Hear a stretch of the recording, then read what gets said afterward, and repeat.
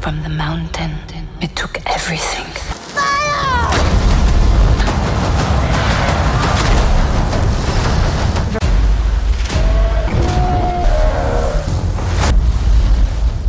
Nagsimula ang pelikula sa isang panaginip ni Luak kung saan magkasama silang lumilipad ni Neteyam sakay ng kanilang mga ikran at tinatahak ang malalawak na kalangitan ng Pandora habang ang mga ito ay nagbibiruan at nagpapaligsahan ng bilis.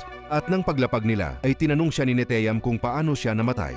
Kaya't ikinwento ni Luak ang buong nangyari kung saan inamin nito na siya ay nabaril dahil kasalanan niya ang lahat. Ngunit sinabihan siya ni Neteyam na hindi niya kasalanan ang lahat at pagkatapos ay niyakap niya ang kanyang kapatid.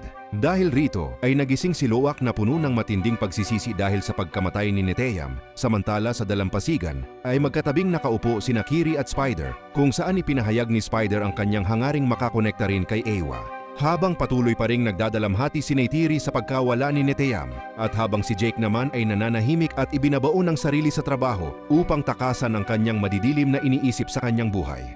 Kung saan kinokolekta nito ang mga baril mula sa lumubog na barko ng RDA. At habang sina Luak at Chiria naman ay sumisisid upang kumuha ng mga armas mula sa wreckage hanggang sa makabalik na ang mga ito dala ang mga baril at bala dahilan upang nagulat ang mga Metkayina. At sinabi nito Nowari kay Jake na hindi ito ang paraan ng mga Na'vi kaya't iginiit ni Ronal na dapat samahan ni Jake ang kanyang asawa at sinabing ang dakilang ina na si Eywa lamang ang magbibigay sa kanila ng lahat at hindi ang mga makinang ito.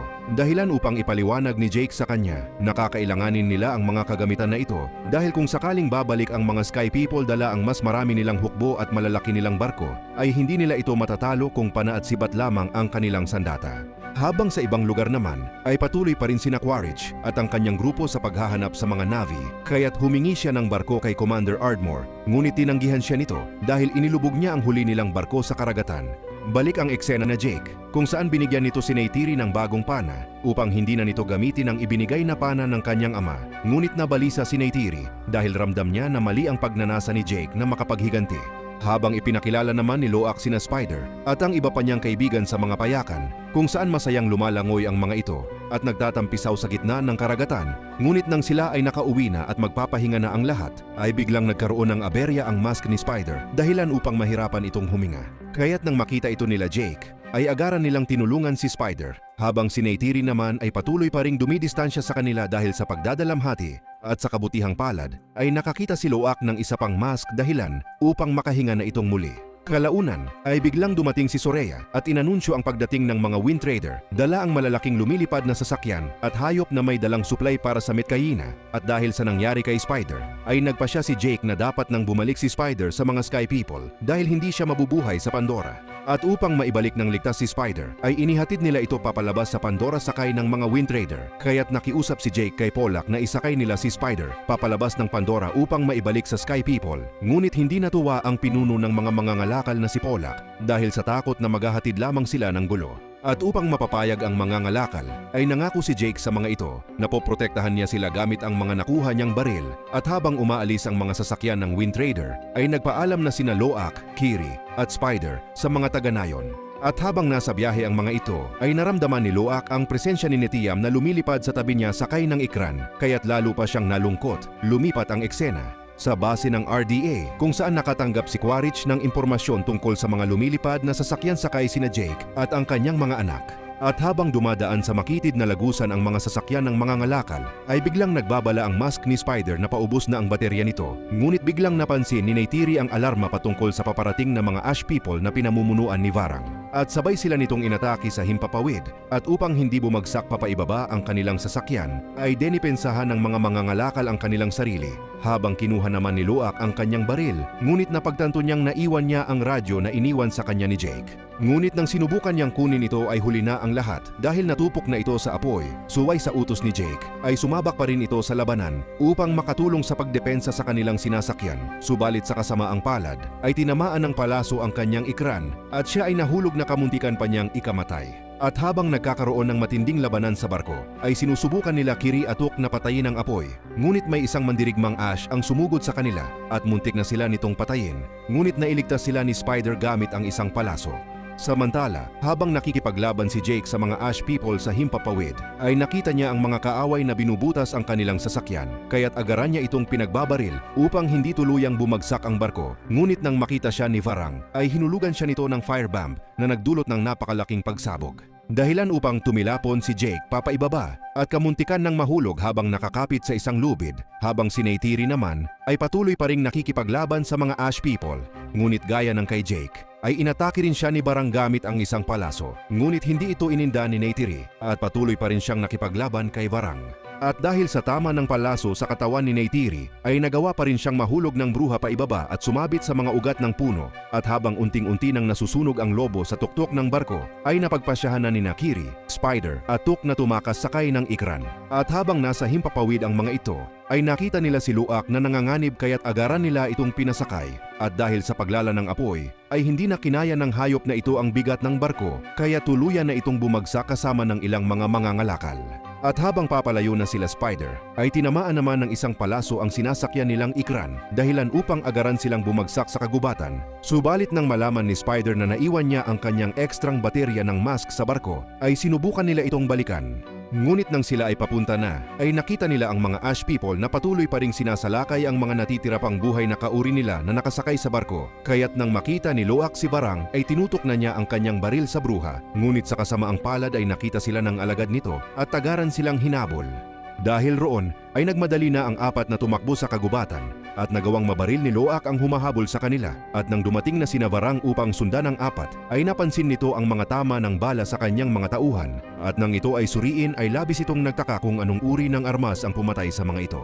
Kalaunan ay dumating si Quaritch sa pinangyarihan habang patuloy pa ring hinahabol ng mga Ash People sina Luak hanggang sa ilog. Kaya't napilitan na lang ang mga ito na tumalon at sila ay naano dahil sa malakas na agos. Samantala, habang hinanap ni Jake si Neytiri kung saan bumagsak ang barko, ay labis itong nanlumo nang makita niya ang kanyang mga kauri na namatay sa pag-atake ng mga Ash People.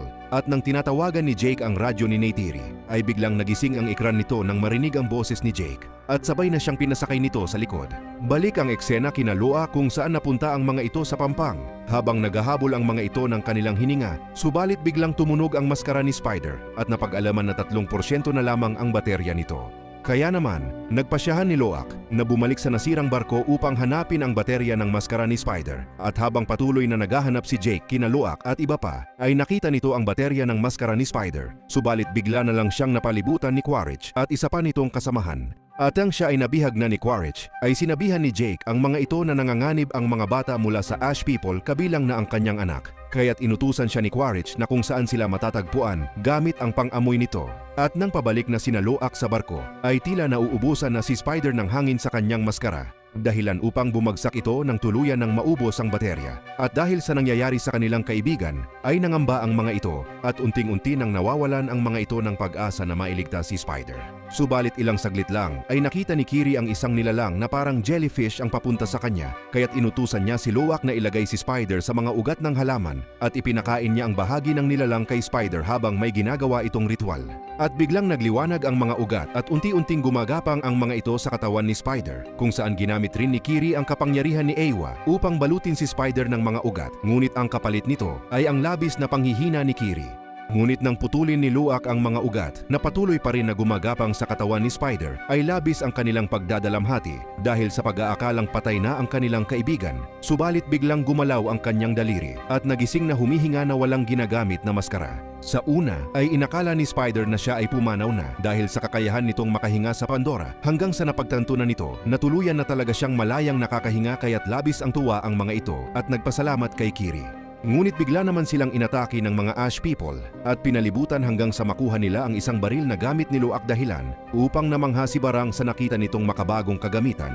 Dahil rito ay inutusan niya si Kiri na ituro sa kanya kung papaano gamitin ang kanilang armas at kung hindi ay papatayin niya si Spider at bunso nitong kapatid na si Tuk. Habang pinagmamasdan naman ni Jake at Quaritch ang mga ito at nagtataka kung papaano na nakakahinga si Spider sa Pandora, kaya't nang makita nila na itutuloy na ang pagpaslang ng mga Ash People kina Luak, ay agaran na nilang inatake ang mga ito at nabihag si Varang. Ngunit kalaunan ay nakagawa ng paraan ng bruha at pinahina nito si Quaritch sa pamamagitan ng kanyang buhok. Kaya naman sila ang ginawang bihag ng mga ito at pinilit si Quaritch na ituro sa kanya kung papaano gamitin ang nakuha nitong baril. Dahil sa pagbabanta ni Varang sa kanila, ay itinuro ni Quaritch ang tamang paggamit ng baril. At nang ito ay natuto na, ay ipinahayag ni Varang na hindi na nila kailangan si Quaritch at sabay isinama kina Jake at iba pa nilang bihag. Lumipat ang eksena kay Neytiri, kung saan idinala siya ng kanyang ikran sa mga tinatawag na Sky People upang gamutin ang mga sugat nito. At habang nagsisinulog ang mga Ash People dahil sa kanilang bagong armas, ay makikita na ginapos ng mga ito sina Jake sa isang gilid. At upang makatakas ang mga ito, ay ginamit ni Kiri ang kanyang kapangyarihan upang paatakehin ang mga bantay gamit ang mga ugat sa pamamagitan ng kanyang buhok. At nang makita nila na patay na ang mga ito, ay agarang kinuha ni Luak ang kutsilyo ng nagbabantay, kaya't agaran silang nakatakas at napunta sa isang lawa. Kalaunan ay tila napansin ni Varang na wala na ang mga ito, kaya't agaran nila itong hinanap gamit ang kanilang ikran. At pagkaumagahan habang mahimbing na natutulog sina Jake, ay may nakita silang mga ikran na lumilipad, kaya't agaran ang mga ito na tumakbo, hanggang sa napagtanto ni Jake na ito pala ay sina Neytiri, kasama ang mga Sky People. At nang muli na silang nagkasama, ay nagulat ang lahat nang makitang nakakahinga na si Spider ng walang mask. At habang si Quaritch naman ay bumalik sa kanilang kampo, at iniutos na hanapin si Spider upang malaman kung papaano na ito nakakahinga sa Pandora. Kaya't nang suriin na ito ni Norm ay ipinaliwanag nito na binago ng Mycelia ang katawan ni Spider sa antas ng selula at mga ugat na pumunta sa kanyang katawan. At habang nagpapahinga ang lahat, ay lumapit si Kiri sa Spirit Tree at tinanong kay Eywa kung bakit hindi nito iniligtas si Spider. Ngunit sa di inaasahan, ay nakaranas siya ng kakaiba at tila may ipinapahiwatig si Eywa sa kanya at may natuklasan ito patungkol sa kanyang buhay. At nang ito ay nakabalik na kina Jake, ay kinausap niya ang mga ito at pinaamin sa kanila ang katotohanan patungkol sa kanya. Dahil sa pagmamakaawa ni Kiri, ay inamin na nila Jake at Neytiri ang katotohanan na si Kiri ay anak ni Eywa, kaya't muli siyang binalaan ni Norm na huwag na siyang kumunikta kay Eywa dahil hindi na siya nito pakikinggan. Samantala, makikita naman ang mga sundalo na naghahanda ang mga ito na sakupin ang buong Tulkon at habang nagtitipon ang mga ito sa Metkiyina ay pinatapon si Payakan ng kanilang pinuno dahil sa paglabag nito sa kanilang batas at dahil sa kanyang pagkaamo sa mga ibang tagalabas ay baka magdala pa ito ng hindi nila katribo. Ayaw man ng mabait na balyena na umalis, ay tinanggap na lang niya ito at tuluyan ng umalis na puno ng pagdadalamhati. Kaya naman ipinagtanggol siya ni Luak at sinabing hindi siya dapat paalisin, ngunit walang nakinig sa kanya. At dahil sa pag-aamok nito, ay hinila siya ni Jake at dinala sa malayo hanggang sa mga ito ay nagtalo, kung saan nasabi ni Jake kay Luak na siya ang dahilan kung bakit namatay si Neteyam, dahilan upang nasaktan si Luak at umalis. At pumunta sa isang dalampasigan upang kitilin ang kanyang buhay, ngunit kalaunan ay nagawa niya itong pigilan at ilang saglit lang ay dumating sina Kiri at Soraya upang siya ay samahan habang sina Quaritch at mga tauhan nito ay sinakop ang isang nayon upang hanapin si Spider. Kinaumagahan ay nagpunta si Quaritch upang makipag-alyansa kay Varang habang ang isa nitong tauhan ay nakatutok sa bruha upang paghandaan kung ano ang gagawin nito sa kanyang amo. At nang sila ay pumasok sa isang silid ay ikinuwento ni Varang ang kanyang pinagmulan at ipinahayag ang kanyang galit kay Eywa. Hanggang sa nabuo ang kanilang alyansa kung saan dinalhan ni Quaritch ang mga Ash People at tinuruan si Varang ng ilan sa mga kagamitan nito upang sakupin ang Metkayina at mahuli si Spider. At habang naglalakbay pabalik sina Kiri at Spider, ay nakita nila ang mga Ash People na nag-aabang sa kanila. Kaya naman agaran na silang tumakbo, ngunit kalaunan ay nahuli si Spider ni Quaritch at Varang at isinakay sa kanilang ikran, habang si Kiri naman ay nag-aalala para kay Spider. At agarang nagpunta ang mga ito sa Metkayina upang lusubin ang nayon nila Jake, kaya't nang makita ito ng mga taga-nayon, ay naghanda ito para sa digmaan. At dahil sa mga high-tech na kagamitan ng mga Demon Sky People, ay napagtanto ni Jake na wala silang laban sa mga ito dahil pana at sibat lang ang mayroon sila. Kaya't ipinagpalit ni Jake ang kanyang sarili upang iligtas ang kanyang nayon at upang maiwasan ang madugong digmaan. At agarang idinala ang dalawa sa kampo nila Quaritch kung saan nagdiwang ang lahat ng mga sundalo kabilang na ang mga scientist at general nito.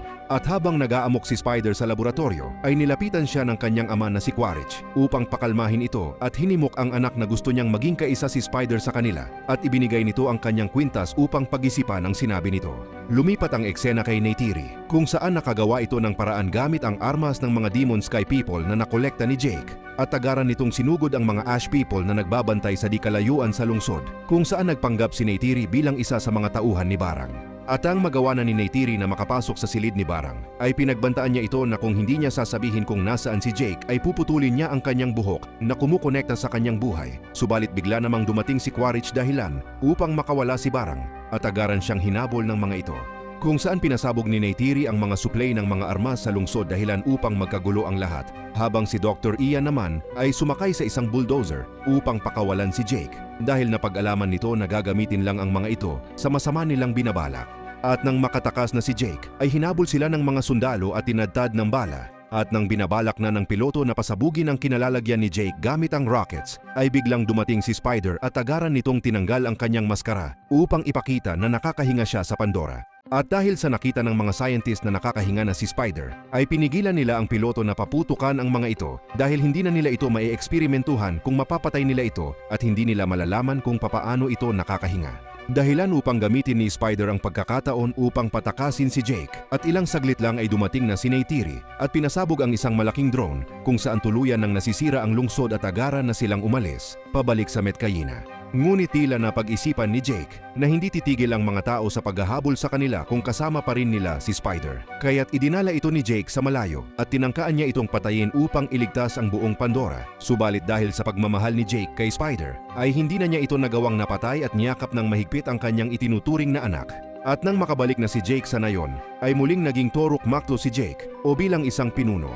At pinagkaisa ang lahat ng angkan sa Pandora hanggang sa nakagawa sila ng malaking hukbo upang labanan ang mga masasamang Sky People, kung saan dumating din si Lua kasama si Payakan upang kausapin ang kanyang mga kauri na makiisa sa kanilang digmaan. Hanggang sa dumating na ang araw na kanilang hinihintay, kung saan dumating na ang mga masasamang Sky People dala ang kanilang malalaking fleet at mga makabagong kagamitan, habang wala namang kaalam-alam ang mga ito na nakaabang na sila Jake para sa kanilang pag-atake. Subalit bago pa man makadaong sa pangpang ng Metkayina ang mga Sky People, ay biglang dumating ang mga tulkun sa pangunguna ni Payakan at sinira ng mga ito ang pinakamahalagang barko ng mga Sky People at tuluyang nalipol ang mga barko. At nang makita nila Jake na ito na ang tamang pagkakataon, ay sumugod na ang mga ito sa mga kalaban hanggang sa nauwi sa matinding labanan sa karagatan at himpapawid.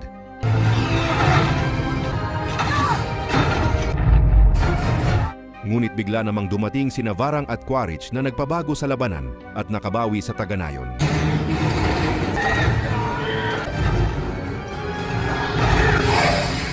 At nang nakikita na nila Luak na unting-unting natatalo ang kanilang kauri, ay muling nakipag-ugnayan si Kiri kay Eywa upang humingi ng tulong upang matalo ang mga kalaban. Ngunit nang ito ay makapasok na sa Spirit Tree, ay tila tinataboy siya ni Eywa. At sa kabutihang palad, ay dumating si Spider at Took, kung saan nakipag-ugnayan rin ito kay Eywa at sabay nila pinuntahan kung saan naroroon ang Bathala. Samantala, habang patuloy pa rin ang labanan sa gitna ng gabi, ay makikita na nalalapit na ang pagkatalo ng mga taga-nayon, kasama na ang buntis na si Ronal na tinamaan ng isang palaso. Kalaunan nang makita ito ni Neytiri, ay agad niya itong tinulungan dahil nararamdaman na nito na lalabas na ang bata sa kanyang sinakupunan. Kaya't pinilit na ni Neytiri na ilabas ang sanggol at sa kabutihang palad ay lumabas itong masigla. Ngunit sa di inaasahan ay namatay si Ronal dahil sa kanyang mga sugat.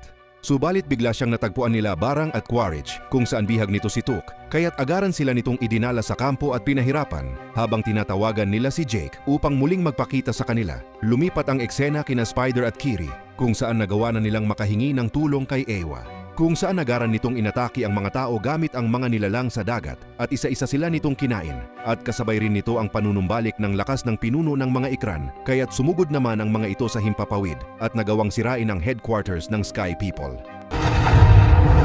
At ang makarating na sila Jake at Luak sa kampo, ay binaling naman ni Spider ang atensyon ng kanyang tatay upang hindi nito mapansin sila Jake, kaya't nang makakita na sila ng tamang pagkakataon, ay inatake na nila ang mga ito at nagawa nilang palayain si Neytiri at Luke.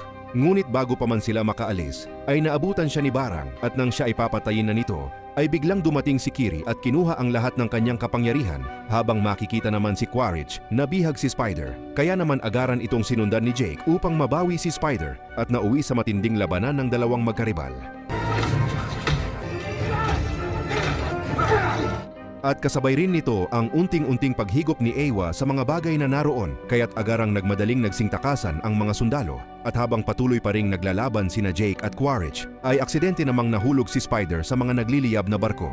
Kaya't agaran itong tinulungan ni Quaritch upang iligtas. At dahil sa hawak nito si Spider, ay napilitan si Jake na iligtas ang kanyang kaaway at nagawang mailigtas ang dalawa. Ngunit dahil sa ayaw magpahuli ng buhay si Quaritch sa mga ito, ay inihulog nito ang kanyang sarili at agarang namatay at tuluyan ng natalo ang mga tao. At dahil sa pagkapanalo, ay muling nagbalik ang kapayapaan sa Pandora at Metkina. At sa huli ay muling nagkaisa ang mga angkan at nakipag-ugnayan kay Eywa kung saan nakita nila Spider at Kiri, ang mga pumanaw na kanilang angkan, at muli nilang nakita si Navi at Neteyam. At tinanggap na ng tuluyan si Spider sa kanilang angkan bilang isa sa kanila at natagpuan na nila ang tunay na kapayapaan. At diyan nagtatapos ang pelikula. Nagustuhan nyo ba ang ating Tagalog movie recap? Kung ganon, ay huwag nyo namang kalimutang mag-like, share, and subscribe para sa susunod pa nating mga videos. Maraming salamat sa panonood. God bless.